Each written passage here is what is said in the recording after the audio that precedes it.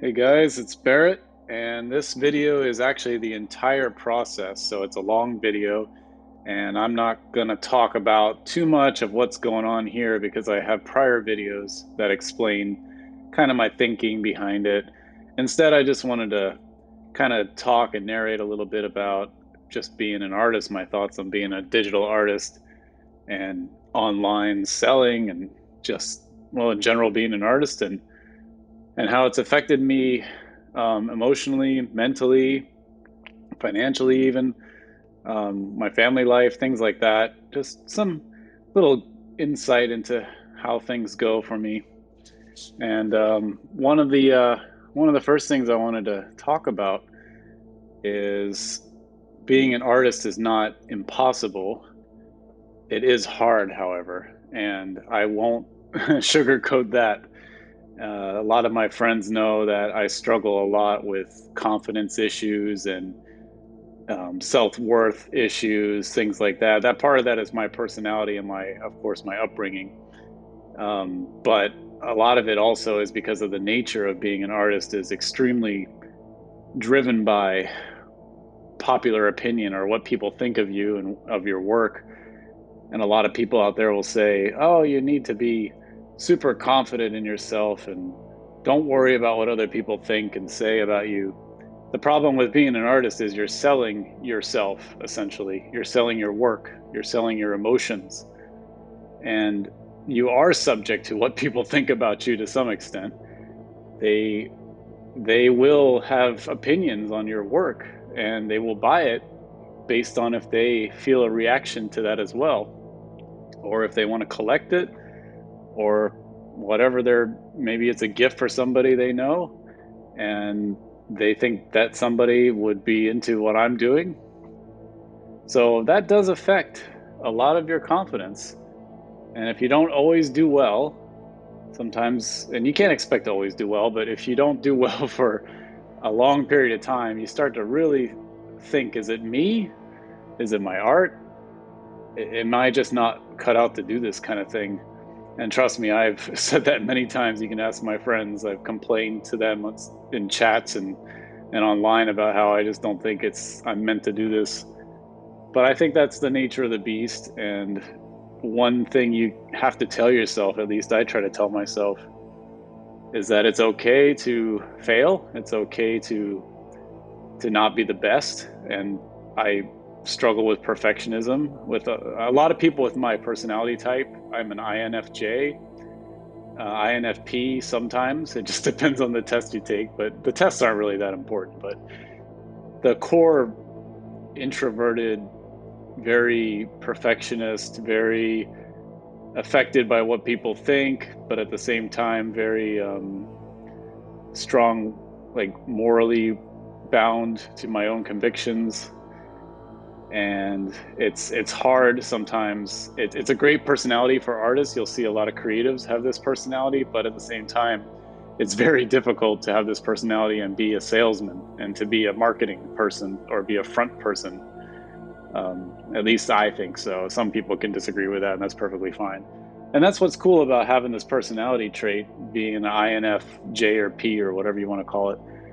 They're actually pretty resilient, and they're pretty capable of kind of being a chameleon in a situation and blending in and adapting.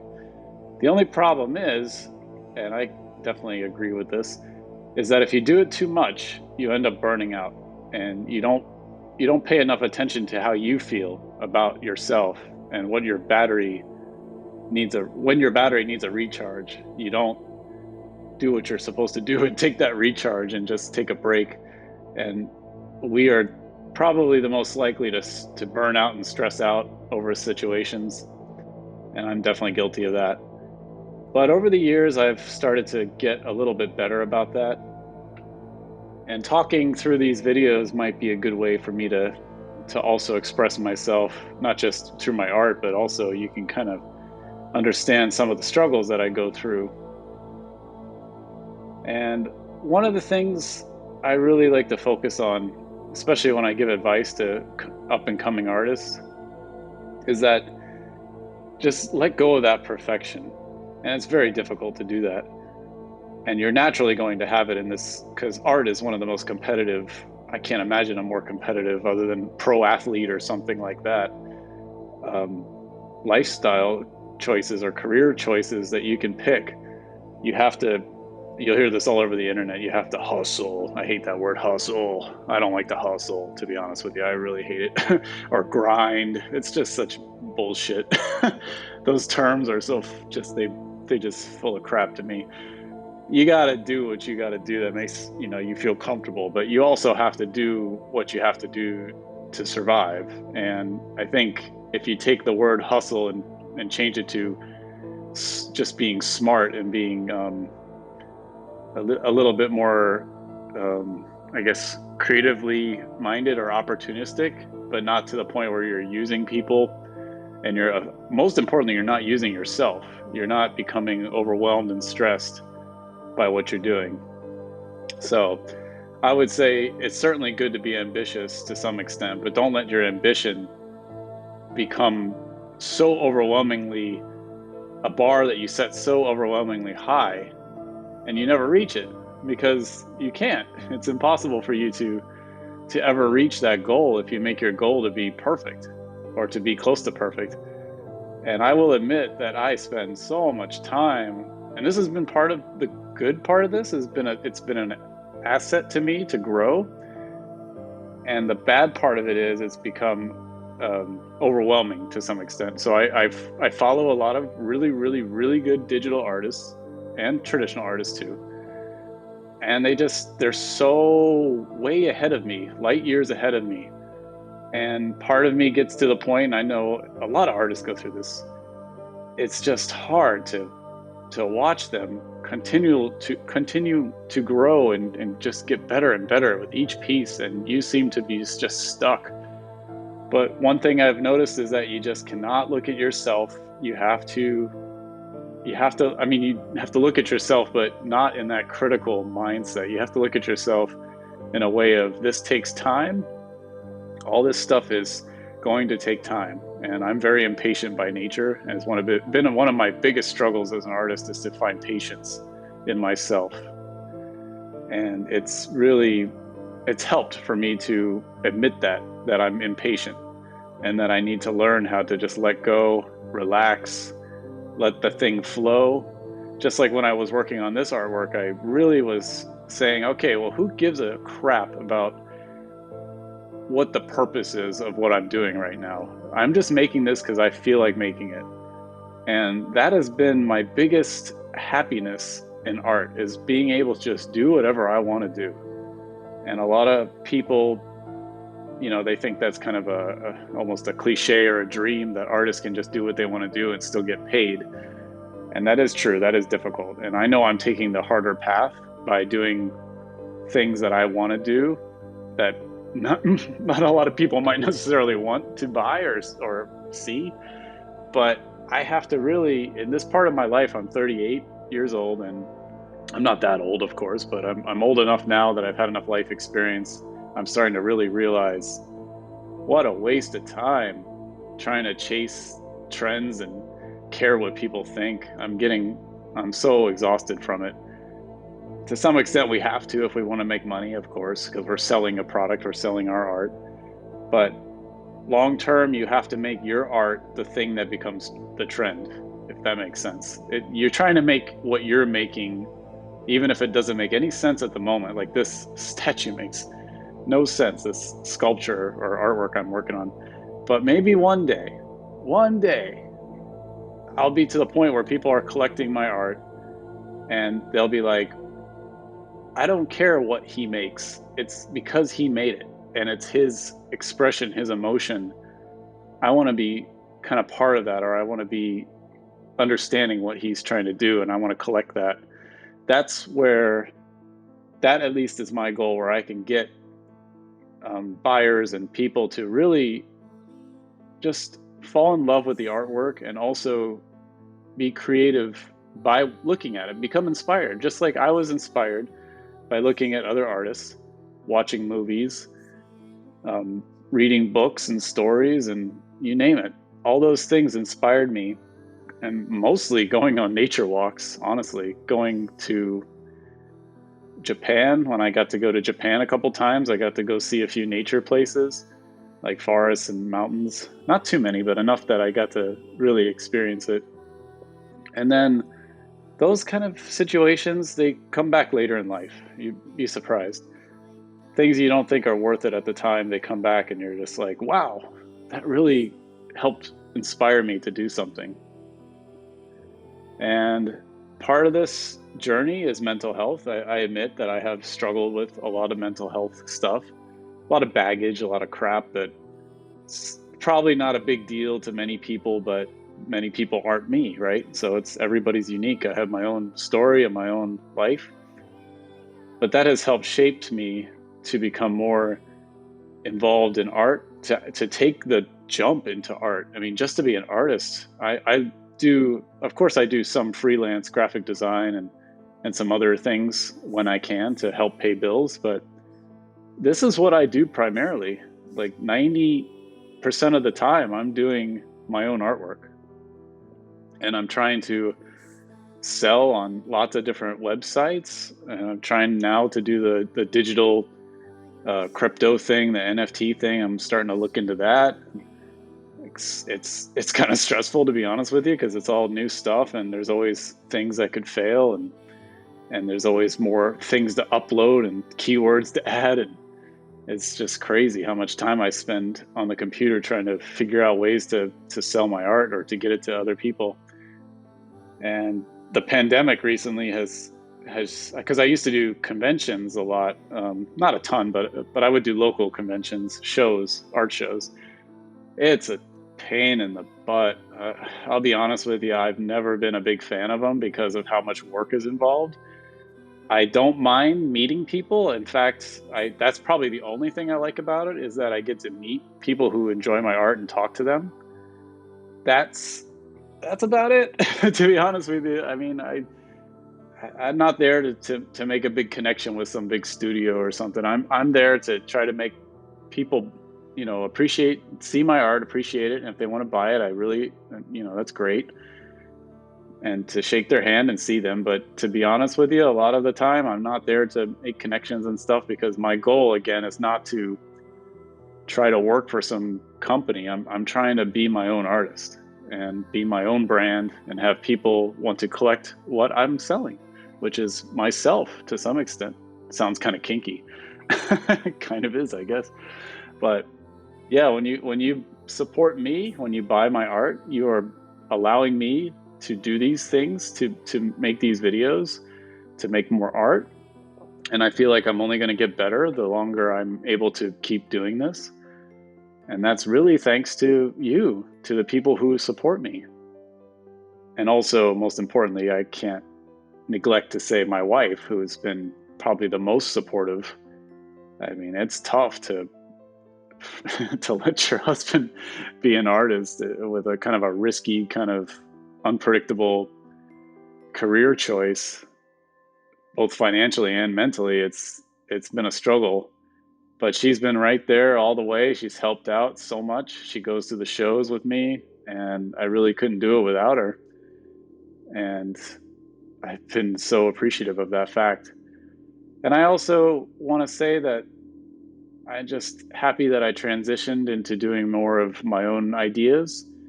And I know I did a lot of fan art stuff in the past. I don't hate fan art. Please don't get me wrong. I don't care or mind that people do it. I feel like that I've become a little bit more just confident in my own ideas. And that's why I've been kind of going down this path more. So doesn't mean that if some big movie studio called me tomorrow and they were asking for something, I might consider it. Of course I would. But I would love it. The point is, I would love it to be in the style that I've already created for my original stuff. I want people to see things like what I'm working on right now and be like, hey, I like what you did with that thing that you created. And if there's a way that you could do it in that style, but with our subject or story or whatever, then I'm way more interested in that than doing, hey, can you replicate this, whatever they saw on the internet, or something you did 7 years ago, can you do that again? And no, I might not necessarily want to do that again, because that's why it's 7 years ago. But this has been fun. This just doing these videos, I'm starting to realize that I'm probably not the best person to be making videos because I'm not going to get in front of the camera and do a dance, and I don't have I don't have some cool little gimmick or trick to teach you guys. I'm not going to be that guy. I'm going to be straightforward. I'm going to be very honest. I'm going to be humble. I'm going to sound like I'm apologizing half the time because that's my personality. And yeah, I'm not telling you have to watch it, but if you find value in what I'm doing, I would appreciate any subscriptions or just anything. I do appreciate it. Now I'm thinking about what should I do next in my career, in my life. I've Of course I'm not a pro in my mind. I'm never going to be quite a pro or made it. It's a deep, long mental hurdle to try to figure out if you're doing the right thing or not. You unfortunately do kind of have to rely on other people's opinions to some extent, because if you just constantly listen to yourself, you'll never get anywhere. Sometimes you just live in self-doubt. But I've found that, thankfully, that I'm starting to, with experience, which is one thing you can't learn without doing. I remember when I first got my first job in art graphic design. Wow, 2008. Now, technically, I was working in Photoshop and doing fun stuff on the side way before that, but a real job doing it. I had no portfolio. I had no college degree. I mean, I have a college degree in biology, but I don't have anything related to art. I never took art class or school or anything. All I did was I learned by doing, having fun. And I'm starting to realize now that I lost a lot of that fun because I got so into the business side of it, into the money making part of it, the stress, the panic, the anxiety of trying to make as much money as possible, as fast as possible. Every time you go to an art show and somebody walks by your booth, but they go to somebody else's booth, there's that almost a jealousy, or not a jealousy, but just a kind of a depression almost, where you're just worried that, oh no, my life is on the line now because they didn't buy my art. You got to let go of that stuff. You have to have side jobs, or you have to do other things so that you're not so stressed out about your art is not so fundamentally important to your finances that if you didn't make a sale that you wouldn't be able to eat tomorrow. You just can't be that way. The starving artist I hate to say it, but it's just stupid. You got to be smarter than that. If you have to have another job, or you have to do some freelance or whatever, even if it sucks, sometimes you have to do that stuff. And then sometimes there'll be time where you don't have to do it anymore. And I go kind of up and down through those phases, and I'm starting to realize I got to let go of this whole, if you don't make it as an artist, you're doomed and you'll never do it ever again. You're basically you're screwed. It's not true. I think you just have to look at things long term and be patient. And again, when I'm coming back to the patient thing, one of my biggest weaknesses is impatience. So I feel like we're getting there. And whenever I say we, I tend to talk as if I'm two people, because I spend a lot of time alone. So I literally talk to myself quite a bit. I don't know if a lot of creatives do that or if it's just me. I'm pretty nuts though. As you can see with my art, it's pretty crazy. I don't know where I come up with this stuff half the time, but I hope you enjoy it. And really, I hope you find some value in this. And even if you're just starting out, you're looking at this stuff, if it seems like it's well beyond your level, it isn't. You'll get there.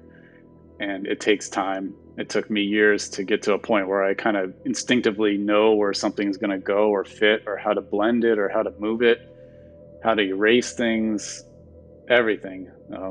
For me, I'm starting to get into photo, animation a little bit, manipulating these things in 3D maybe. So stay tuned for that. That will be kind of fun. You can go to my website, barrettbiggers.com. Follow me on Instagram @barrettbiggers. And I really, really appreciate your guys' attention watching this. Feel free to leave comments. I appreciate it. Take care, everybody.